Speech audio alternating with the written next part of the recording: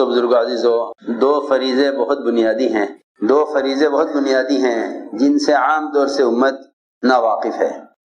ایک علم، دوسرے ایمان۔ اور یہ دو فریضے ایسے فریضے ہیں کہ جن کو حاصل کیے بغیر کسی عمل کا اعتبار نہیں ہے۔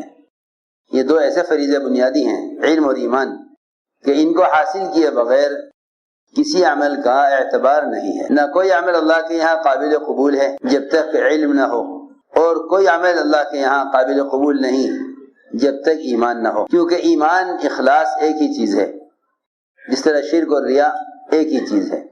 میں نے عرض کیا یہ دو فریضے بنیادی ہیں، علم اور ایمان، اور لوگ ان دونوں فریضوں سے غافل ہیں۔ ایمان سے اس لیے غافل ہیں کہ ایمان والے تو ہم پیدا ہی کیے گئے ہیں، باپ دادا پر دادا سارے ایمان والے تھے۔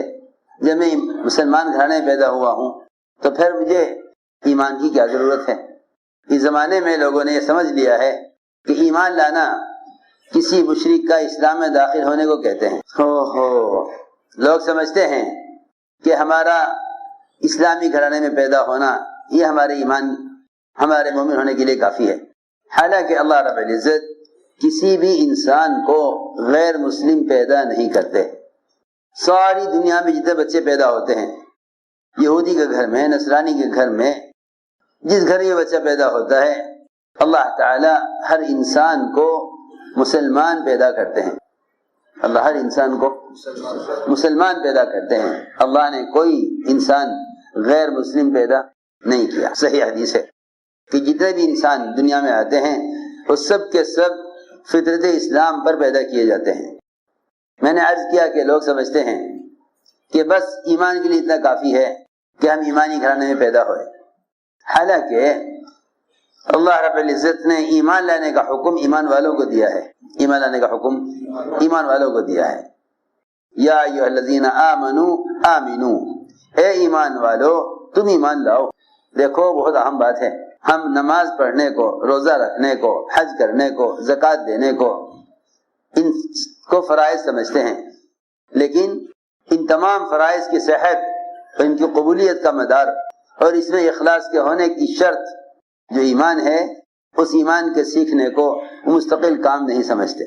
حالانکہ جس طرح اللہ رب العزت کا تمام فرائض پر عمل کرنا اللہ کا حکم ہے، ایسے اللہ پر ایمان لانا بھی اللہ کا حکم ہے۔ اللہ پر ایمان لانا بھی اللہ کا حکم ہے۔ ایمان لانا کسے کہتے ہیں؟ ایمان لانا صرف اسلام میں داخل ہونے کو نہیں کہتے۔ آپ دیکھیں گے احادیث میں غیروں کے لیے اسلام کی طرف دعوت ہے، اسلام لے آؤ، اسلام لے آؤ، اسلام لے آؤ۔ جمع کے صیغے کے ساتھ بھی ہے اسلموا تسلموا۔ جو اسلام لے آتے تھے پھر ان کو ایمان کی طرف دعوت دی جاتی۔ دیکھو میری بات توجہ چاہتی ہے، جو اسلام لے آتے تھے پھر ان کو ایمان کی دعوت دی جاتی۔ ایسا معلوم ہوتا ہے کہ صحابہ ایمان لانے کی کوشش اور ایمان میں کمال پیدا کرنے کی کوشش تو آپس کی محنت سے کرتے تھے، اور غیروں پر محنت ہوتی تھی کہ وہ اسلام لے آئیں۔ غیروں پر محنت ہوتی تھی کہ وہ اسلام لے آئیں، اور صحابہ کی آپس میں جو محنت تھی وہ ایمان لانے کی تھی۔ غیروں کو کہتے تھے اسلام لے آؤ، اپنوں سے کہتے تھے ایمان لے آؤ۔ دیکھو تو صحیح کیسی اہم بات ہے، اور ہم اس سے کیسے غافل ہیں۔ ایمان لانے کا امر ایمان والوں کے لیے، یا ایھا الذین آمنوا آمنوا، اے ایمان والو تم ایمان لاؤ، اے ایمان والو تم ایمان لاؤ۔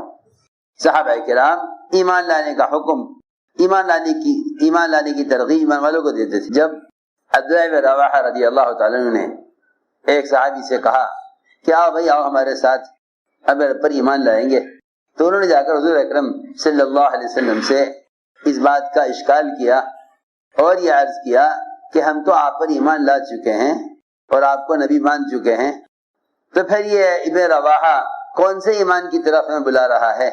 آپ پر ایمان لانے کے بعد بھی کیا کسی پر ایمان لانے کی ضرورت ہے؟ یہ اشکال کیا ایک ایسے آدمی نے جن کو عبداللہ بن رواحہ رضی اللہ عنہ نے کہا تھا کہ آؤ ایمان لائیں گے۔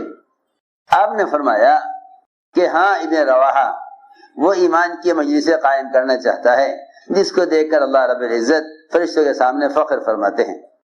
میں نے عرض کیا کہ اللہ پر ایمان لانا مستقل کام ہے، وہ یہ ہے کہ اجتماعی طور پر جمع ہو کر اللہ تعالیٰ کے تذکرے کیے جائیں اور اس کے ماں سوا کا انکار کیا جائے، ایمان کی ازدیاد کا سبب ہی یہی ہے۔ اور اللہ کا یہ حکم کہ ایمان والو ایمان لاؤ، اس حکم کے پورا کرنے کا طریقہ ہی یہی ہے۔ ایمان لانا یہ نہیں کہ آدمی ذہنی طور پر یہ سمجھے کہ ہاں میں ایمان لایا ہوں۔ ایمان لانا کہتے ہیں، ایمان لاتے رہنا کہتے ہیں ایمان کو تازہ کرتے رہنا اور ایمان کی تجدید کرتے رہنا۔ ایمان کی تجدید کرنے کو کہتے ہیں ایمان لانا۔ ارے سنو تو صحیح، ایمان کی تجدید کو کہتے ہیں ایمان لانا۔ اللہ نے حکم دیا قرآن میں، اے ایمان والو ایمان لاؤ۔ آپ نے صحابہ کو حکم دیا کہ اپنے ایمان کی تجدید کرتے رہا کرو، اپنے ایمان کی تجدید کرتے رہا کرو۔ علماء نے لکھا ہے کہ احکام کے علم سے فراغت ہو جائے گی، لیکن اللہ کی وحدانیت کو بیان کرنے سے فراغت مومن کو نہیں ہو سکتی، اس لیے کہ احکام کا علم عمل کے لیے مقصود ہے، لیکن اللہ کی وحدانیت کو بیان کرنا بذات خود مقصود ہے۔ جیسے ہم صبح شام جسم کی غذا کا لینا اپنے جسم کی صحت کے لیے ضروری سمجھتے ہیں، ایسے ہی ایمان کی تقویت کے لیے اللہ تعالیٰ کے تذکرے کرنا اس طرح ضروری ہے۔ ہم ایک مرتبہ غذا لے کر فارغ نہیں ہو جاتے، بلکہ ہمیں کچھ وقت کے لیے، کچھ وقت کے بعد جسمانی غذا لینی پڑتی ہے۔ ایسے ہی ایمان اور اللہ کی وحدانیت کو بیان کرنا یہ اپنے ایمان کی تکمیل کا اصل سبب ہے۔ میں نے عرض کیا کہ صحابہ کرام اس امر کو پورا کیسے کرتے تھے، صحابہ اس حکم کو پورا کیسے کرتے تھے۔ صحابہ سے ملاقاتیں کرتے اور کہتے کہ آؤ اپنے رب پر ایمان لائیں گے۔ ایمان کی تجدید کا طریقہ ہی یہی ہے، ایمان کی تجدید کا طریقہ ہی یہی ہے کہ تم لوگوں کو دعوت دے کر ایمان سیکھنے کے عنوان پر ایمان کے حلقوں میں جمع کرو۔ یہی ایمان کی تجدید کا اور یہی ایمان میں تازگی پیدا کرنے اور یہی ایمان کو بڑھانے کا سبب ہے، کیونکہ کئی صحابہ سے یہ بات ثابت ہے کہ وہ صحابہ پر گشت کرتے تھے، صحابہ پر۔ اس زمانے کے لوگ تو یہ سمجھتے ہیں کہ دعوت محض غیر مسلموں کے لیے ہے، حالانکہ سب سے بڑا فریضہ ایمان، اس کی محنت خود ایمان والوں پر، سب سے بڑا فریضہ ایمان، اس کی محنت خود ایمان والوں پر۔ معاذ بن جبل رضی اللہ عنہ فرمایا کرتے تھے آؤ ہمارے ساتھ بیٹھو اب رب پر ایمان لائیں گے۔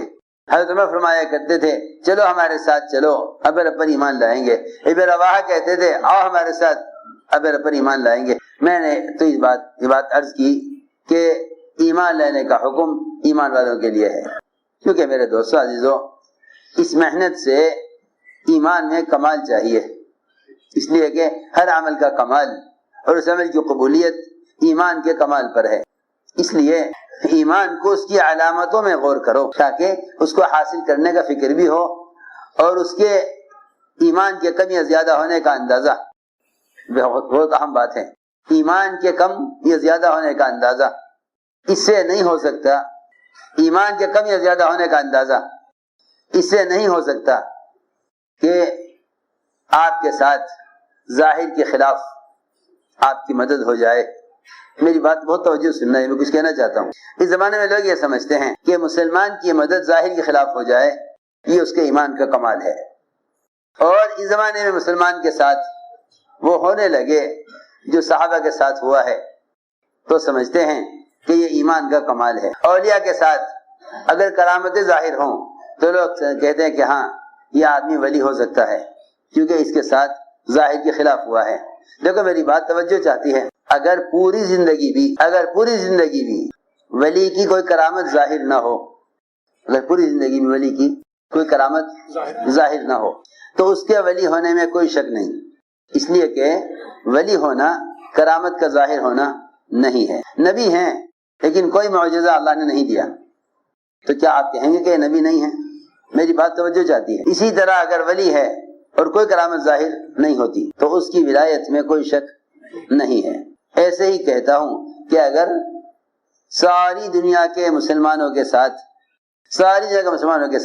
اگر ظاہر کے خلاف کوئی مدد نہ ہو تو یہ نہیں کہا جا سکتا کہ بھئی ان کا ایمان ابھی بنا نہیں ہے، کیونکہ ایمان، ہماری بات دھیان سے سننا، ایمان ظاہر کے خلاف مدد ہونے کو نہیں کہتے، ایمان ظاہر کے خلاف مدد ہونے کو نہیں کہتے. ایمان ظاہر کے خلاف مدد ہونے کو نہیں کہتے بلکہ ایمان کہتے ہیں. ماحول کے خلاف، ظاہر کے خلاف، اپنی طبیعت اور چاہت کے خلاف، حالات کے خلاف اللہ تعالیٰ کے حکم کو پورا کر دینا، بس یہ ایمان ہے. ظاہر کے خلاف، ماحول کے خلاف، حالات کے خلاف اللہ تعالیٰ کے حکم کو پورا کر دینا، بس یہ ایمان ہے. میرے دوستو عزیزو، ایمان تو سراسر اطاعت کا نام ہے. ایمان سراسر اطاعت کا نام ہے. ایمان اس کو نہیں کہتے، ایمان اس کو نہیں کہتے کہ اگر آپ کی مدد ظاہر کے خلاف ہو تو آپ کا ایمان مضبوط ہے، اور اگر آپ کی مدد ظاہر کے خلاف، صحابہ کرام کو دودھ کے بغیر دودھ مل گیا، شہد کے بغیر شہد مل گیا. سارے کفار و مشرکین مشکیزیں بھر کے لائے شراب کے، اللہ نے سارے شراب کے مشکیزوں کو شہد میں تبدیل کر دیا. آج اگر کوئی یہ کہے کہ بھائی جب مسلمانوں کے ساتھ ایسا ہونے لگے گا تب کہا جائے گا ہاں ایمان بن گیا. میری بات توجہ چاہتی ہے، ہماری بات سمجھ میں آ رہی؟ آج کل لوگ یہ سمجھتے ہیں کہ ایمان کا بن جانا یہ ہے کہ ہمارے ساتھ ظاہر کے خلاف وہ ہونے لگے جو صحابہ کے ساتھ ہوا ہے. کیونکہ صحابہ کرام کی غیبی مددوں کو سنتے سنتے ہم یہ سمجھ بیٹھے کہ جب ایسا ہونے لگے گا تو سمجھ لو کہ ایمان بن گیا. حالانکہ میں آپ کو بتاؤں، اگر اللہ رب العزت ساری دنیا کے مسلمانوں کو دنیا میں سے ایک پائی پیسے کی نہ دیں، ایک ٹکڑا روٹی کا نہ دیں، ایک کپڑا پہننے کو ایک ٹکڑا کپڑے کا نہ دیں پہننے کو، ایک جھونپڑا نہ دیں مسلمانوں کو سر چھپانے کو، اور یہ ساری دنیا کے مسلمان اللہ تعالیٰ کے احکام اور اس کے اوامر کو پورا کریں، تو یہ کامل ایمان والے ہیں. یہ کامل ایمان والے ہیں. اس لیے کہ اللہ تعالیٰ کا حکم پورا کر دینا اس کی رضا کے لیے یہ ایمان کا خلاصہ ہے. تم یہ مت دیکھو کہ مسلمان کے ساتھ ظاہر کے خلاف کیا مدد ہوئی، یہ دیکھو کہ مسلمان نے اللہ کا حکم اس کی رضا کے لیے پورا کر دیا یا نہیں. اگر اللہ رب العزت ساری دنیا کے مسلمانوں کو ان کے عمل پر کچھ نہ دیں، ان کے عمل پر کچھ نہ دیں، تو یہ نہیں کہہ سکتے کہ مسلمان کا بھی ایمان بنا نہیں ہے. بس میں یہ کہنا چاہتا ہوں کہ ظاہر کے خلاف مدد ہونا یا کرامات کا ظاہر ہونا یہ ایمان کی علامت نہیں ہے. کیونکہ بعض لوگ یوں سمجھتے ہیں کہ بھائی جب تک مسلمان کی مدد ظاہر کے خلاف نہ ہو جاوے اس وقت تک اس کا ایمان میں کمال نہیں پیدا ہوا. حالانکہ میں تو عرض کر چکا کہ اگر اللہ مسلمان کو دنیا میں کچھ بھی نہ دیں اور یہ پوری زندگی اللہ تعالیٰ کی اطاعت میں اور اس کی عبادت میں گزار دے تو یہ آدمی مومن کامل ہے، اگرچہ اس کے ساتھ ظاہر کے خلاف کچھ نہ ہو. ہم نے عرض کیا کہ ایمان کی اپنی علامتیں ہیں، ایمان کی اپنی علامتیں ہیں. ایمان کی علامتوں میں غور کرو، ایمان کی علامتوں میں غور کرو کہ ایمان کی علامتوں میں غور کرو، اور یہ ایمان کی علامتیں احادیث میں تلاش کرو.